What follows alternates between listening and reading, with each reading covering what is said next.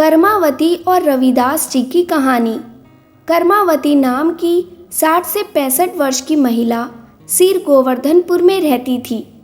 उसका बालक रविदास की दादी लखपति के साथ बहुत प्रेम था। दादी लखपति प्रायः अपने प्रिय पौत्र को लेकर उससे मिलने जाया करती थी। कर्मावती स्वयं लखपति से मिलने के लिए नहीं आती थी, क्योंकि उसकी आंखों की रोशनी गए 30 वर्ष बीत चुके थे, परंतु फिर भी वह दिन भर चरखा चलाती थी। जब दादी लखपति कर्मावती के साथ बीते दिनों की बातें करती तो बालक रविदास उनके पास बैठकर सुनते रहते तथा कर्मावती के साथ हंसते खेलते। लखपति जब उससे अंधेपन में चरखा काटने का कारण पूछती तो कर्मावती रो पड़ती और अपनी निर्धनता का वृतांत व घरेलू अभाव के बारे में खुलकर बताती। बालक रविदास यह सब सुनते तो उनका कोमल हृदय पिघल जाता। एक दिन सुबह के समय कर्मावती चरखा काट रही थी। बालक रविदास अकेले ही उसके घर पहुंच गए। उन्होंने चुपचाप आकर उसकी धागे की टोकरी उठा ली और निकट ही खड़े हो गए। कर्मावती ने हाथ से टटोलकर धागे की टोकरी को देखा, परंतु उसे वह नहीं मिली। कुछ देर बाद बालक रविदास ने जब वह टोकरी उसी स्थान पर वापस रख दी जहाँ से उठाई थी, तब कर्मावती का हाथ उस टोकरी से लग गया।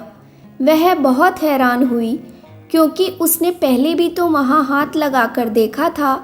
कर्मावती को वहाँ किसी की उपस्थिति का एहसास हुआ, परंतु वह घबराई नहीं, क्योंकि प्रायः गांव के बच्चे उसे सताया करते थे।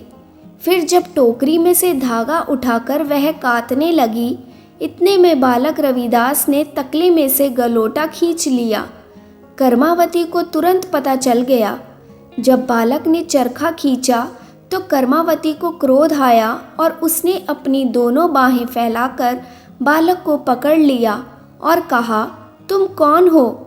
बालक ने अपने दोनों हाथ कर्मावती की आंखों पर रखते हुए कहा, लो माता, तुम स्वयं देख लो, मैं कौन हूँ।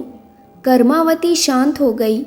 जब कर्मावती ने आंखें खोली तो उसे सब कुछ दिखाई देने लगा। उसने बालक रविदास के सुंदर अलौकिक स्वरूप के दर्शन किए।